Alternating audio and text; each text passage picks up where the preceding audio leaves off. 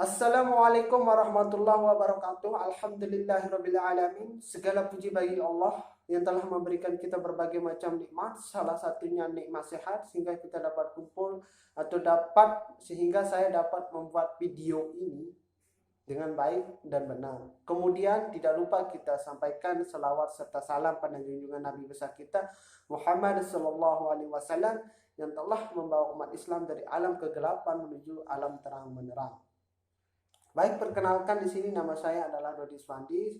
Saya dari jurusan Manajemen Dakwah dengan nomor NIM 170305053. Saya di kelas 6B semester 6. Baiklah, pertama saya di sini akan menjelaskan tentang manajemen dakwah. Poin A, definisi manajemen. Manajemen adalah suatu proses yang dilakukan oleh seseorang atau kelompok atau dalam sebuah organisasi untuk mencapai tujuan yang sama. Tentu tujuan yang efektif dan efisien, di mana efektif yaitu tepat waktu dan efisien tepat sasaran. Kemudian unsur-unsur dari manajemen itu adalah yang pertama itu adalah planning, kemudian yang kedua itu organizing, yang ketiga itu operating, yang keempat itu adalah evaluating. Kemudian yang poin B, dakwah. Dakwah dalam bahasa Arab berarti bujukan, di mana bujukan di sini bisa diartikan juga menyeru kepada kebaikan dan menjauhi pada yang buruk.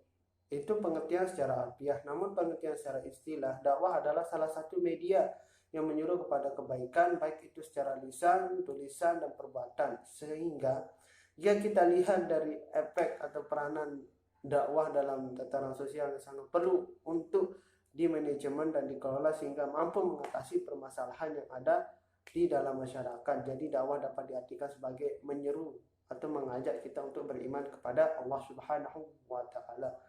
Kemudian yang kedua di sini yang saya bahas yaitu Islam sebagai agama dakwah. Tentu kenapa Islam dikatakan sebagai agama dakwah? Karena Islamlah yang pertama mengajarkan bagaimana kita mengajak atau menyuruh kepada kebaikan untuk beriman kepada Allah Subhanahu wa taala, tentu dengan dakwah yang telah diajarkan oleh Nabi besar kita yaitu Nabi Muhammad sallallahu alaihi wasallam. Kemudian poin yang ketiga yang saya bahas di sini adalah bagaimana potret manajemen dakwah pada zaman Nabi atau pada zaman Rasulullah sallallahu alaihi wasallam. Jadi potret di sini adalah ketika Nabi Muhammad mendapatkan wahyu dari Allah Subhanahu wa taala untuk menyampaikan atau menyebarkan ajaran Islam.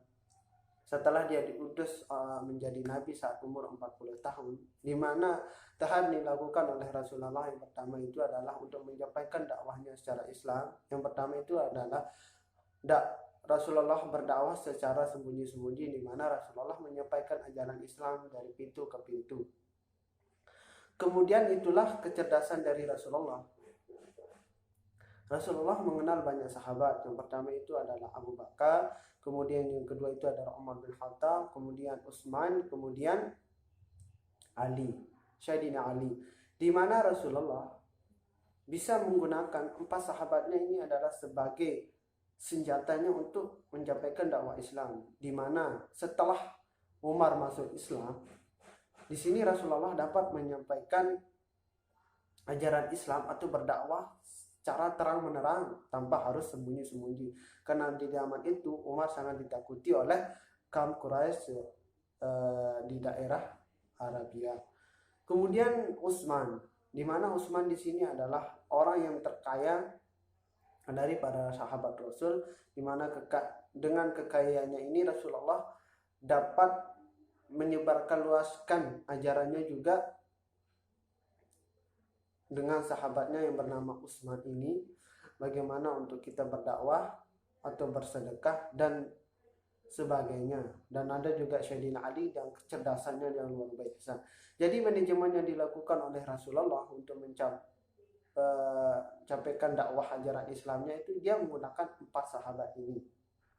Baiklah, hanya itu yang dapat saya sampaikan, kurang lebihnya mohon maaf.